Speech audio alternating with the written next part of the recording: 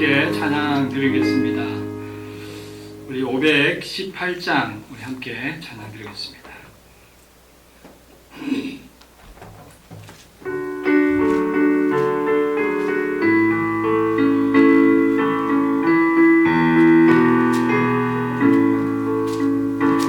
나의 힘이 되신 여호와여, 내가 주님을 사랑합니다. 주는 나의 반석이시며 나의 요새시라. 주는 나를 건지시는 나의 주, 나의 하나님, 나의 피할 바위시요 나의 방패시라. 나의 하나님, 나의 하나님, 구원의 그리시요 나의 산성이라. 나의 하나님, 나의 하나님, 그는 나의 여호와, 나의 구세주, 나의 생명이신 여호와여, 내가 주님을 찬양합니다. 주는 나의 사랑이시며 나의 의지이시라. 주는 나를 이끄시어 주의 길 인도하시며 나의 생의 목자 되시니 내가 따르리라. 나의 하나님, 나의 하나님, 생명의 면류관으로 내게 세우소서. 나의 하나님, 나의 하나님, 그는 나의 여호와, 나의 구세주. 아멘. 우리 함께 찬양하겠습니다. 우리 370장 찬송가 370장 찬양 드리겠습니다.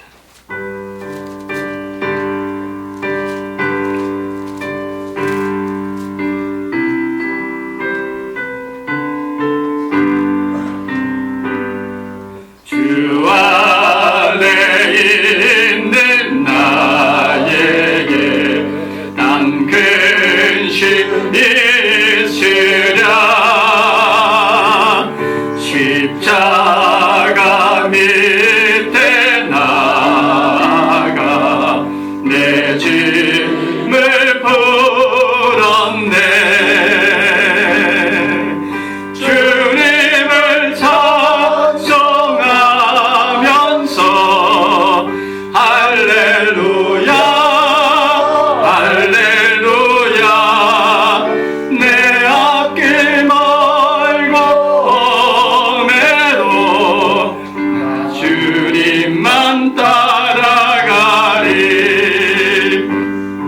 그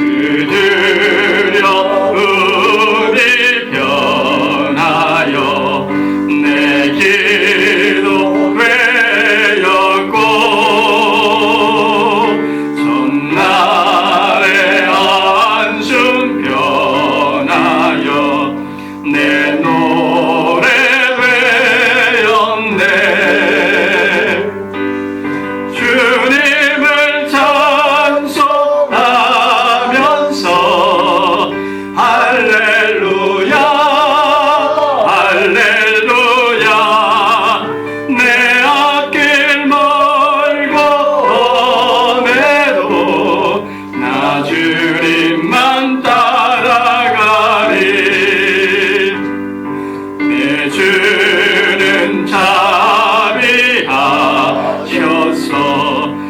늘 함께 계시고 내 궁핍함을 아시고 늘 채워주시네.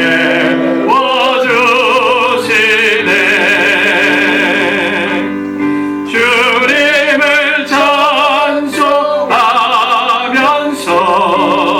할렐루야 할렐루야 내 앞길 멀고 험해도 나 주님만 따라가리.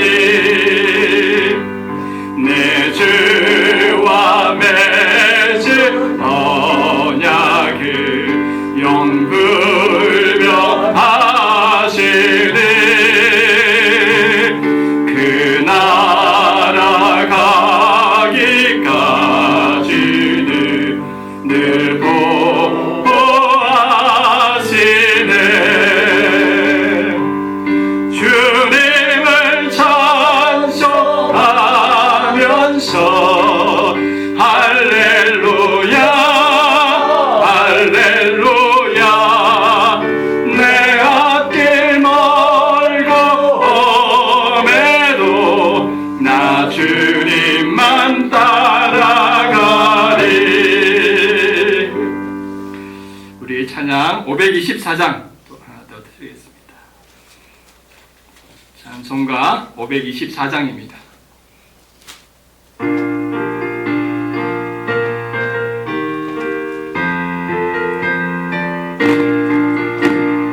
갈 길 밝히 보이시니 주 앞에 빨리 나갑시다. 우리를 찾는 구주 예수 곧 오라시네.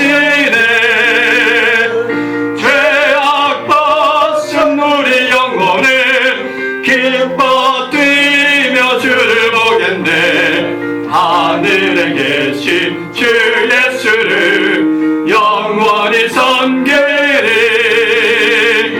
우리를 오라 하시는 말 기쁘게 듣고 순종하세. 구주를 믿기지 채 말고 속속히 나가세. 죄악 벗은 우리 영혼을 기뻐 뛰며 주를 보겠네. 하늘에 계신 주 예수를 영원히 섬기리. 주 오늘 여기 계시오니 다 와서 주의 말씀 드세. 듣기도 하며 생각하니 참질이시로다.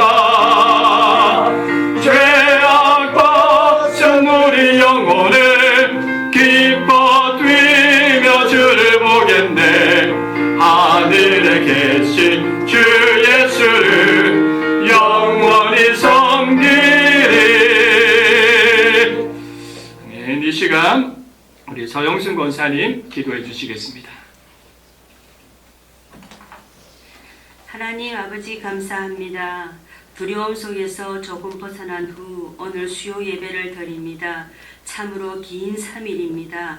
이렇게 예배가 귀하고 귀한 시간임을 몸으로 배웁니다. 해결을 한다고 하였지만 구체적으로는 하지 못했고 아직도 무엇을 어떻게 해야 되나 많이 생각하고 있으니 지혜를 주시옵고 생각이 나게 도와주시옵소서. 그리고 바로 고쳐서 행함으로 나타내는 오늘이게 도와주시옵소서. 목사님 말씀 전하십니다. 복음이신 예수님을 배우고 있습니다. 전하시는 기쁨이 늘 있게 하시고 하나님께서는 금식보다 청종을 더 좋아하십니다. 그러므로 오늘의 말씀을 더 듣게 하시고 오늘부터 복 주시기를 원하시는 하나님, 아브라함의 기도입니다. 이곳에 의인 50명이 있으면 또 45명이 있으면 어찌합니까? 하나님, 의인 한 명이라도 있으면 이 성을 멸하지 않겠다는 약속의 말씀, 저희가 아들이신 예수님을 믿음으로 죄인에서 의인이 되었사오니 멸하지 말아 주시옵소서. 주 예수 그리스도 이름으로 기도합니다. 아멘.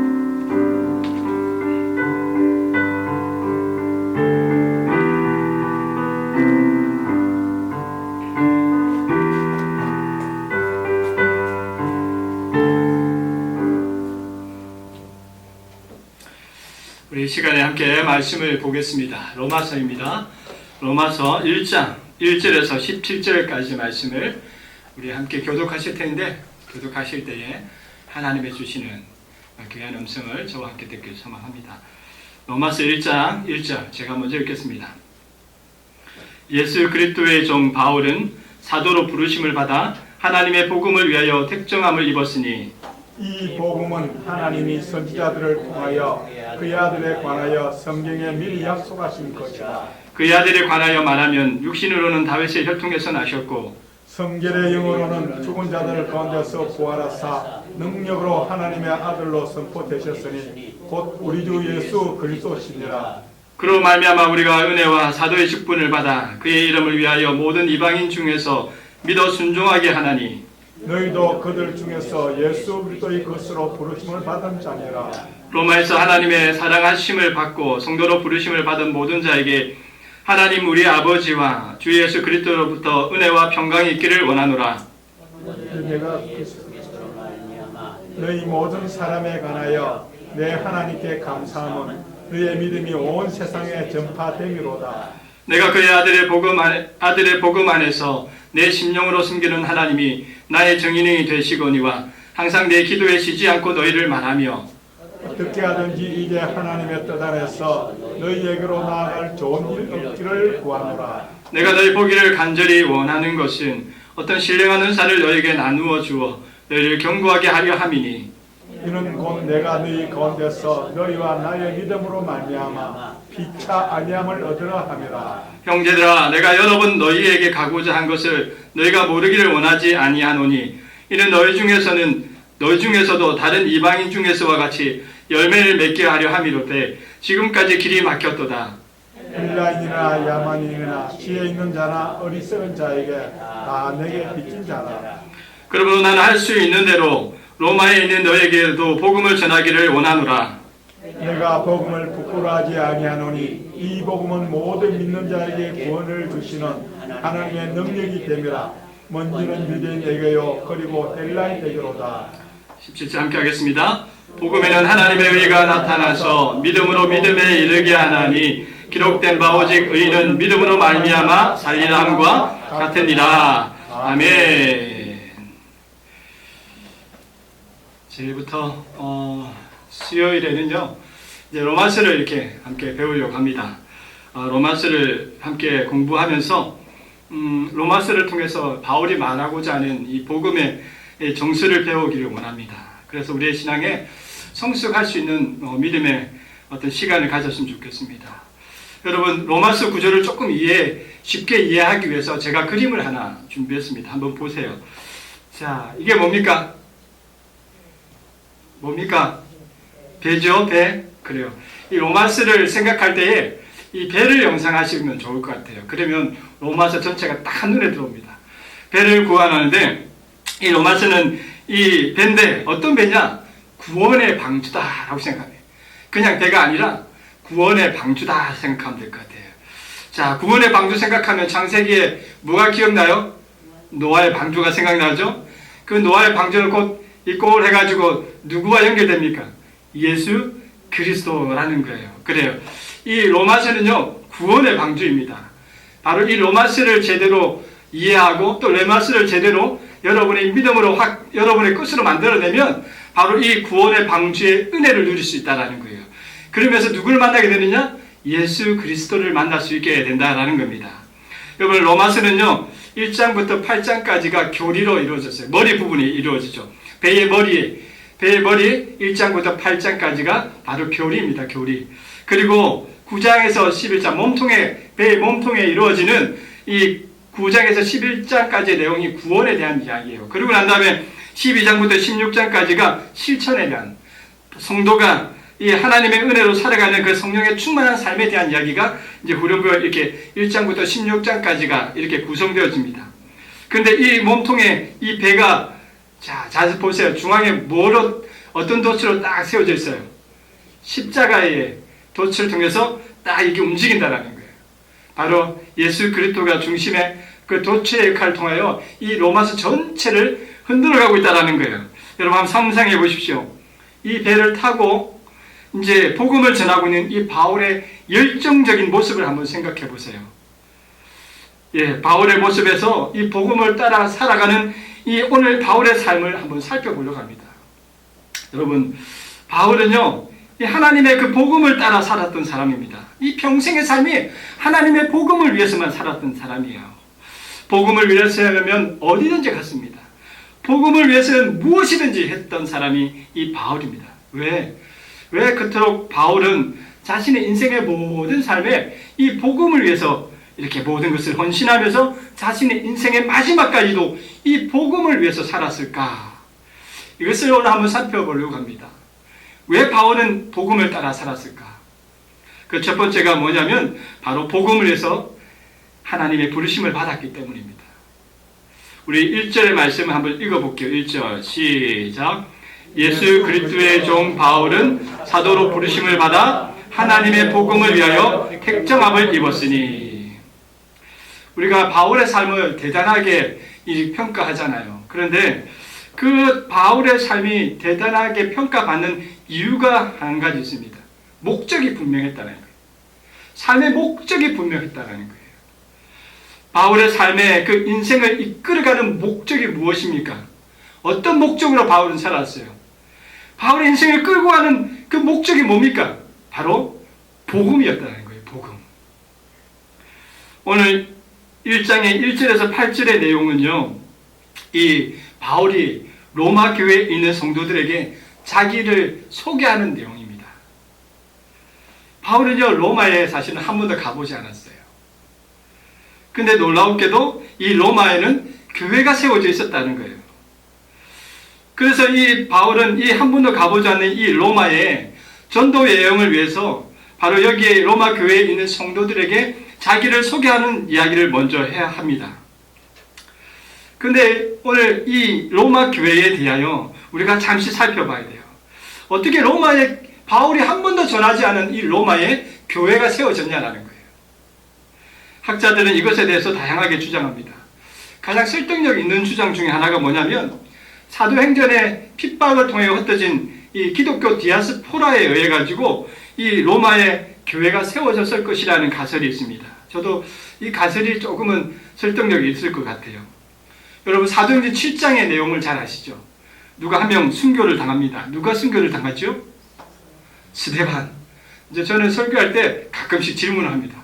그럼 여러분의 어떤 지식과 경험을 동반해서 대답하셔야 돼요. 왜냐하면 여러분의 어떤 신앙에 도움을 주기 위한 것이니까. 왜 이거 물어볼까? 그렇게 생각하지 마시고 모르면 아는 것으로, 알면 더 견고하게 세워간다는 마음으로 이 말씀을 좀 배웠으면 좋겠어요. 사도행전 7장에 보면 전도를 하던 이 스데반이 사람들의 돌에 맞아서 결국에는 죽게 되어집니다.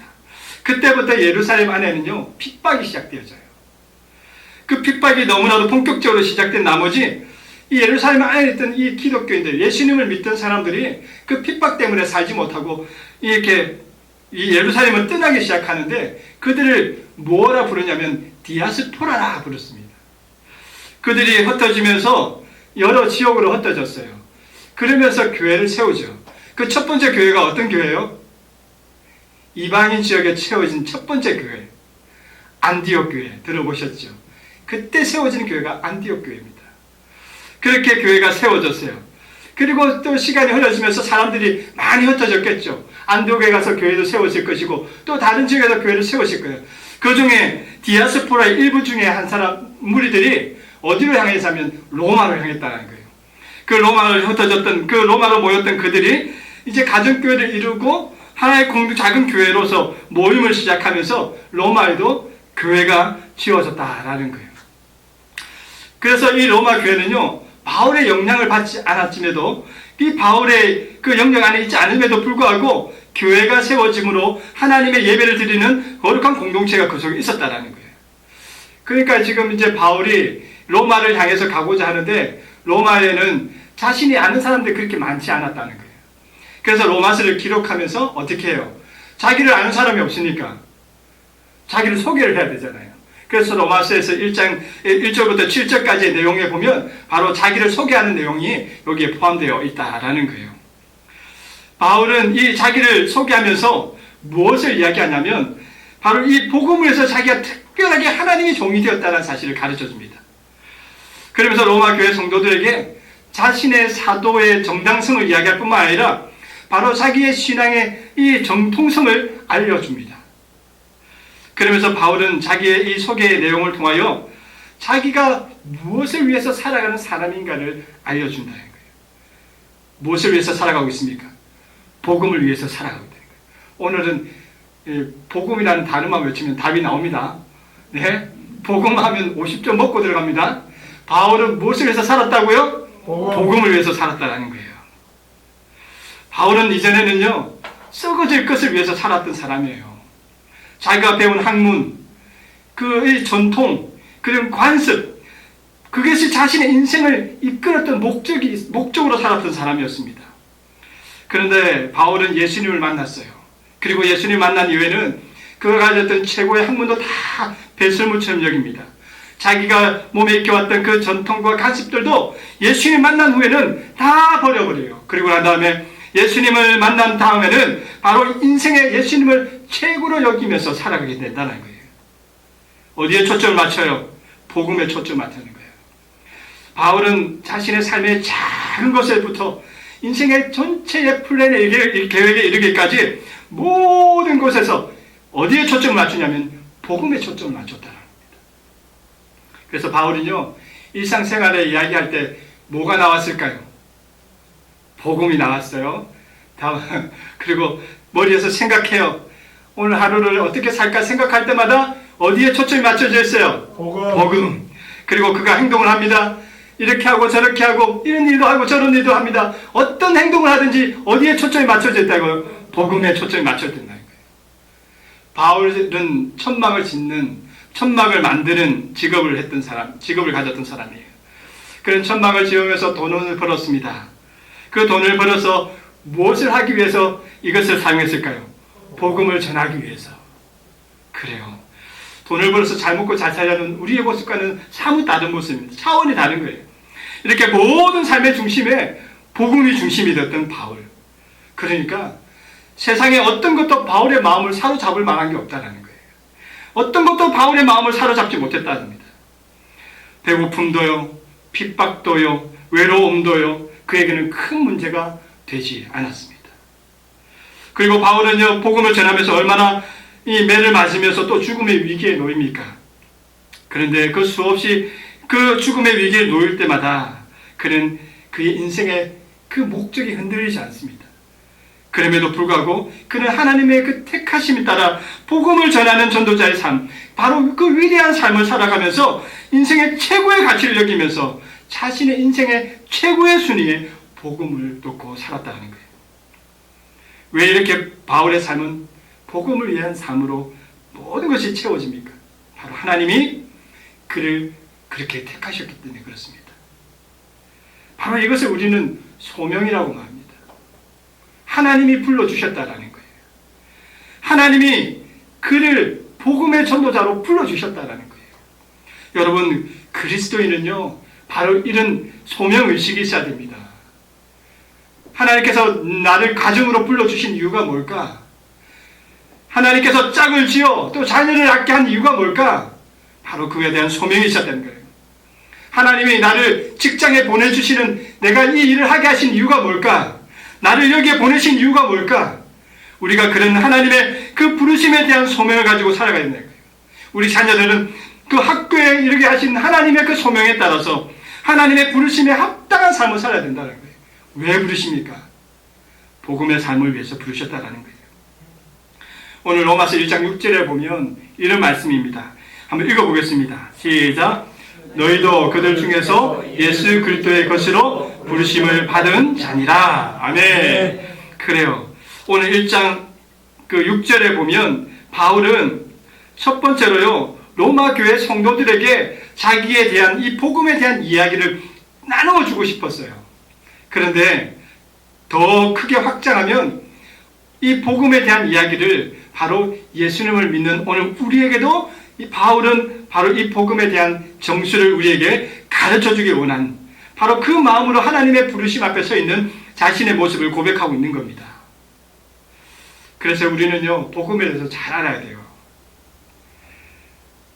복음에 대해서 정말 제대로 알아야 합니다. 그런데 정말 오늘 우리 삶을 돌아보면 복음에 대해서 아는 사람들이 잘 없다라는 거예요. 복음에 대해서 한번 이야기해 보라면 그것에 대해서 정확하게 이야기하는 사람들이 잘 못 만난다는 거예요. 직분자도 마찬가지예요. 한번 물어봅니다. 권사님, 장로님, 집사님 한번 복음에 대해서 한번 이야기해 보시라고요. 그런 상황에 놓였을 때에 머뭇하면서 그 복음에 대해서 정확하게 자기가 믿고 있는 이 복음을 정확하게 이야기하지 못하는 분들을 많이 만난다는 거예요. 교회를 오래 다녔다고요? 마찬가지입니다, 여러분. 복음에 대해서 제대로 알지 못하니 내가 무엇에 대해서 믿고 있는지에 대한 것을 정확하게 말하지도 설명하지도 증거하지도 못하는 것, 오늘 우리의 모습들이라는 거예요. 그래서 바울은 오늘 이 로마서를 통해서 바로 이 복음에 대한 이 바른 믿음의 길을 우리에게 가르쳐주고 있습니다. 오늘 여러분, 우리가 하나님 말씀 안에서 이 로마서를 배우면서 내가 믿고 있는 그 복음이 구체적으로 무엇인지에 대해서 분명하게 확신하고 믿음의 자리에서 이것을 나의 것으로 만들어갈 수 있는 우리 복된 성도님 되기를 축복드립니다. 아멘. 그래서 우리가요, 하나님의 부르심에 대한 분명한 존재의 이유가 있어야 되는 거예요. 바로 복음이라는 겁니다. 그 복음을 따라서 바울은 살았고, 그 복음을 위해서 하나님의 부르심에 대한 확신이 있었기에 복음을 위해서 자기 인생을 다 하나님 앞에 드릴 수 있었다라는 거예요.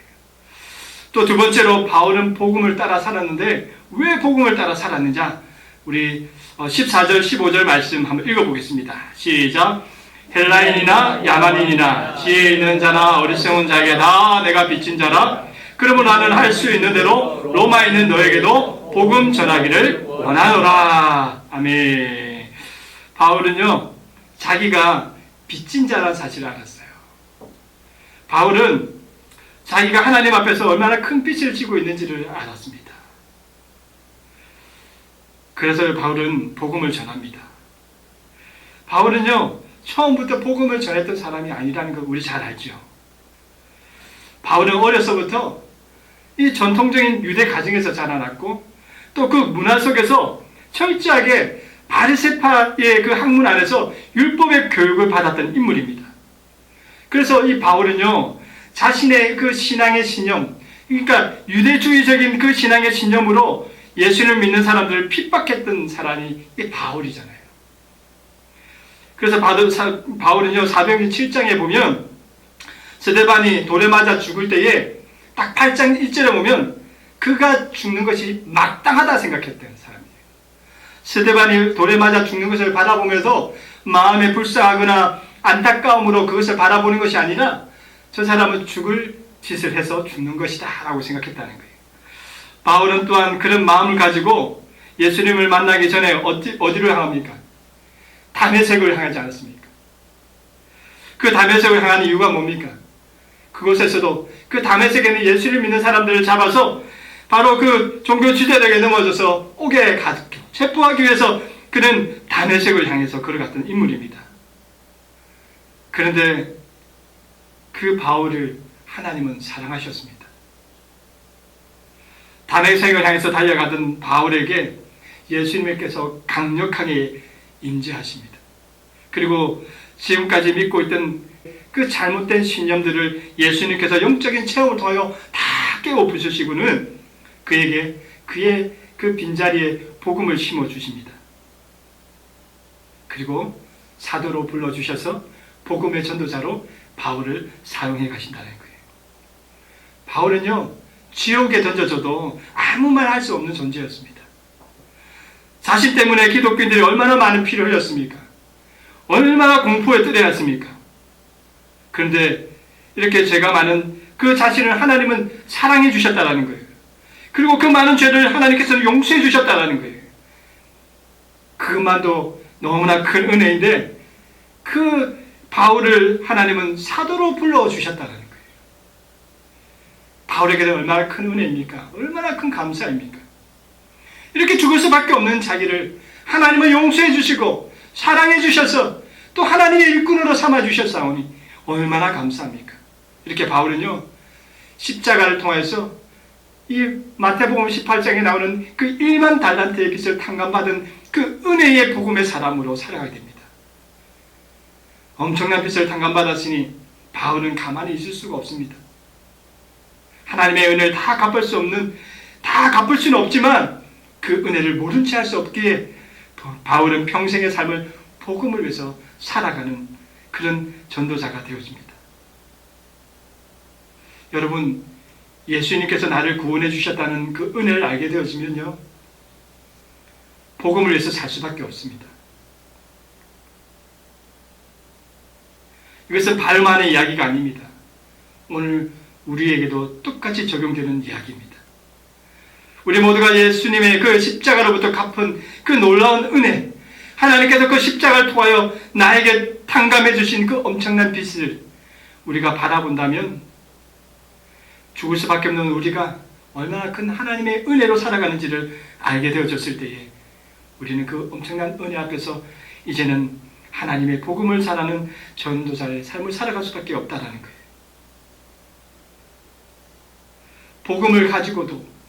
복음을 가지고 살아가면서도 복음을 위해서 살지 않는 사람은요, 영치가 없는 사람이에요.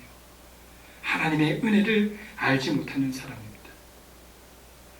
여러분, 우리는 하나님의 은혜의 복음을 바울과 같이 똑같이 누리며 살아가는 존재입니다.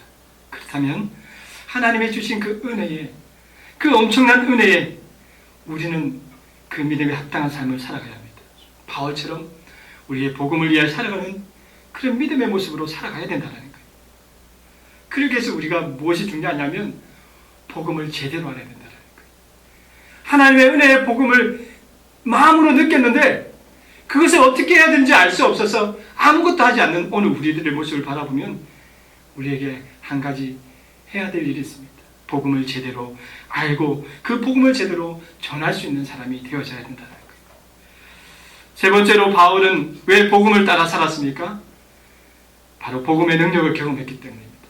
복음의 능력. 우리 16절에서 17절 말씀 한번 읽어보겠습니다. 시작.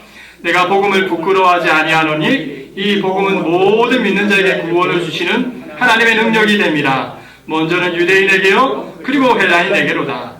복음에는 하나님의 의가 나타나서 믿음으로 믿음에 이르게 하나니 기록된 바 오직 의인은 믿음으로 말미암아 살리라 함과 같으니라. 아멘. 복음으로 사는 사람은요, 복음의 능력을 경험해야 합니다. 그 능력이 무엇입니까?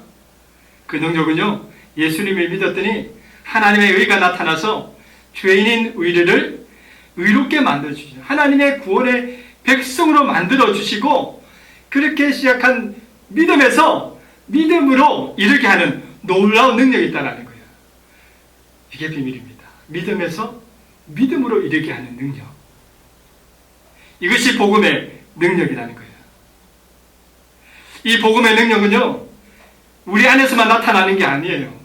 예수님을 믿는다면 모든 사람들에게 이 능력의 삶은 나타납니다. 그래서 바울은 이 자신이 경험한 이 복음의 능력을 다른 사람들에게도 전하고 싶었던 거예요. 다른 사람도 이 복음의 능력을 경험하기를 원했던 거예요. 그래서 복음을 따라 살았습니다. 특별히 어떤 이들에게요, 오늘 본문에 보니까 로마서에 이 기록된 이 로마 교회 성도들에게 이 강력한 이 복음의 능력을 전하고 싶었던 거예요. 그래서 바울은 복음을 이 로마서를 기록하고 있습니다. 근데 여러분, 여기서 우리가 오해를 하면 안 돼요. 바울이 로마서를 기록한 그 목적이 로마 교회가 예수님 믿고 구원시키기 위한 의도는 아닙니다. 이미 로마 교회는 예수님 믿을까요, 안 믿을까요? 믿고 있어요. 그들의 믿음이 있어요. 믿음이 없는 거 아니에요. 믿음이 있어요. 믿음이 있는데 뭐가 없다라는 거예요? 복음의 능력이 없다라는 거예요. 믿음이 없는 거 아니에요, 여러분. 우리가 똑같이 믿음이 있어요. 그런데 능력이 없다라는 거예요. 이게 로마 교회의 문제였다라는 거예요. 그 능력이 무엇인가 우리가 좀 살펴봐야 돼요. 여기서 이 약간의 역사적인 배경이 필요한데, 여러분 우리가 사도행전 7장에서 계속 좀 하는 게 이유가, 스데반을 순교할 때 이제 이 교회가 흩어지잖아요. 그때 십자가에 죽으신 지 얼마 안 되셨을 때인데, 보통 그때가 언제냐면 BC 한 34년에서 37년 사이의 어간으로 봅니다. 그 어간에 많은 사람들이 이제 디아스포라로 떠나게 되어졌어요. 그러니까 지금 스데반 순교 때 디아스포라로 떠났던 무리들, 그리고 지금 바울이 로마서를 기록하고 있는 시점은 언제쯤이냐면 3차 전도 여행이, 인생의 이제 전도의 후반부에 들어왔을 때요. BC 한 54년쯤 이뤄요. 그렇게 따진다면 스데반이 죽고 난 다음에 디아스포라로 흩어졌던 그 무리들이 BC 약 34년에서 37년 사이에 그들이 흩어지면서 각지에서 교회를 세웠다 한다면, 지금 바울이 로마서를 기록하고 있는 이 시점을 비교한다면 약 20년의 공백이 생기는 거예요. 그렇다면 로마 교회가 길게는 20년, 짧게는 한 10년 정도, 그러니까 지금 교회가 한 10년에서 20년 사이 정도의 교회가 세워졌다라는 거예요. 그런 그 기간 동안에 이 로마 교회는 바로 이 많은 그 교회의 어떤 외적인 모습들, 그러니까 재정적인 모습들이 뭔가 어떤 이 모양이 만들어져 있는, 형이 제대로 어떤 그 형식적인 것들이 어떤 채워져 있는 그런 교회의 모습을 다 갖출 건 다 갖추었다라는 거예요.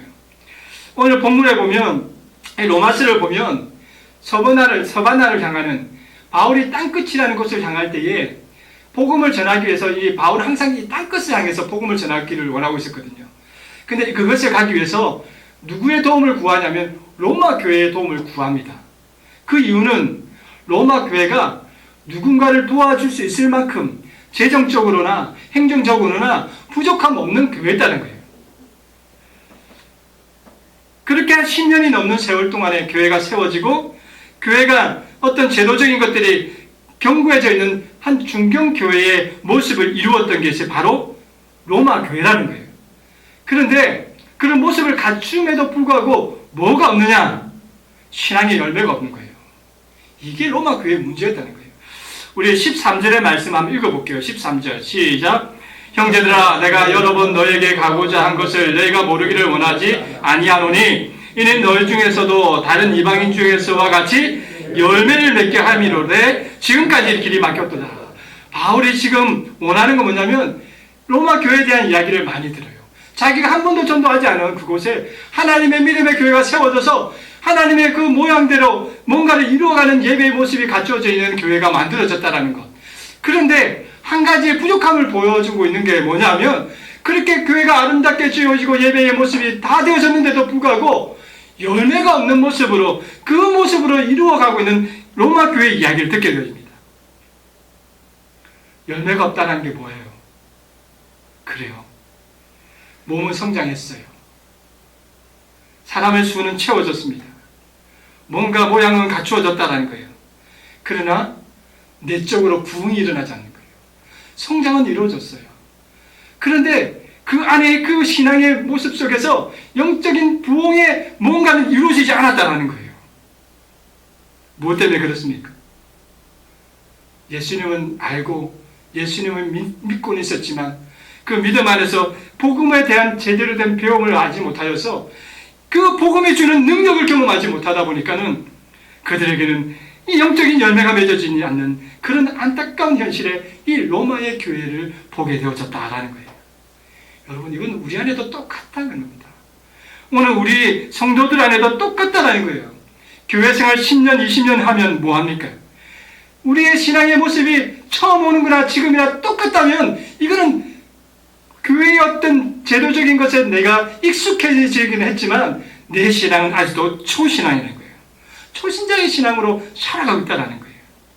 왜 그런 일이 벌어집니까, 여러분? 왜 그런 안타까운 일이 벌어져요?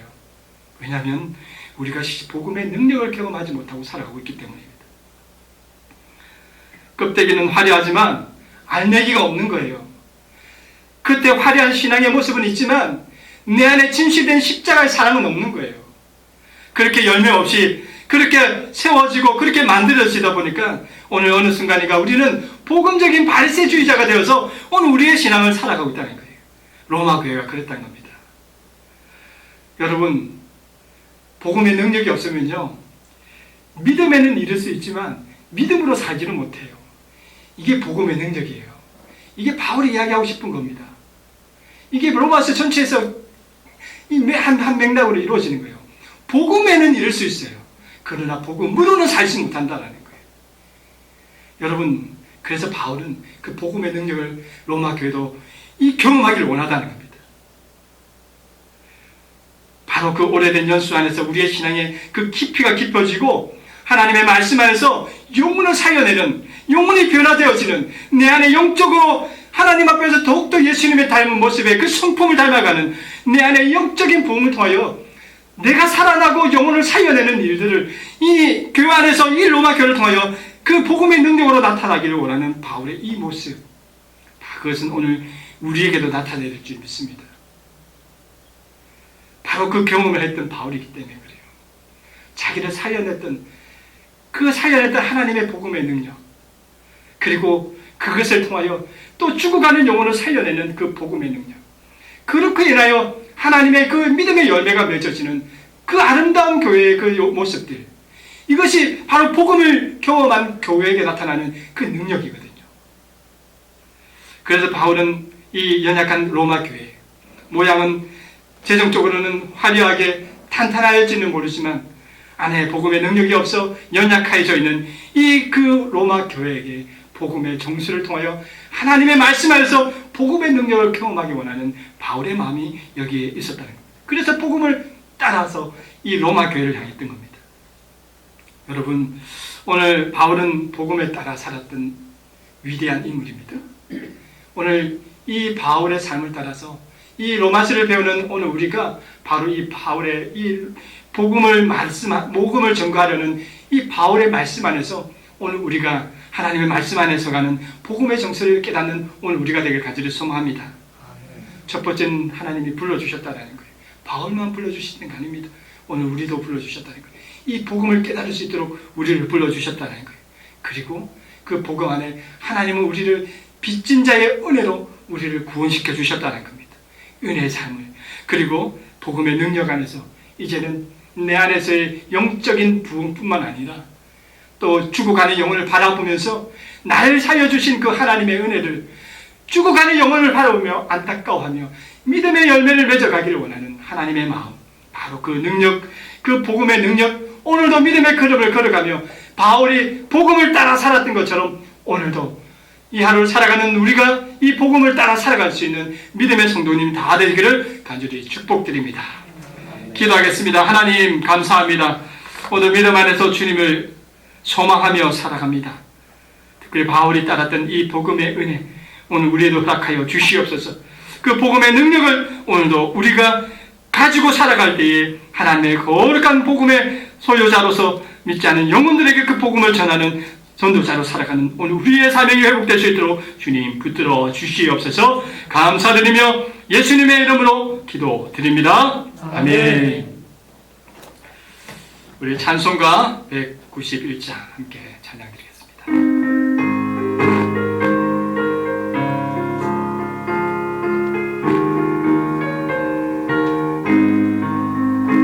내가 매일 기쁘게 주를 얘기해가며 주의 팔이 나를 안보하리요. 내가 주의 큰 복을 받는 참된 비결은 주의 영이 함께함이라. 성령이 계시네, 할렐루야 함께하시네. 좋은 길 걸으며 밤낮 기뻐하는 것 주의 영이 함께함이라.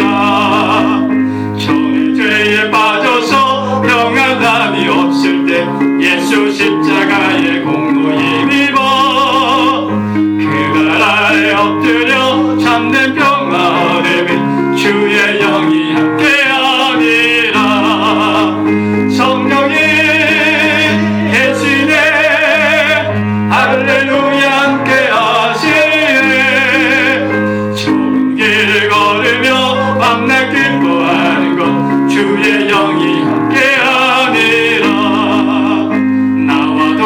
인정하시고 모든 염려하시니 나는 숲에새와 같이 기쁘다. 내가 기쁜 마음으로 주의 뜻을 행하면 주의 영이 함께하리라.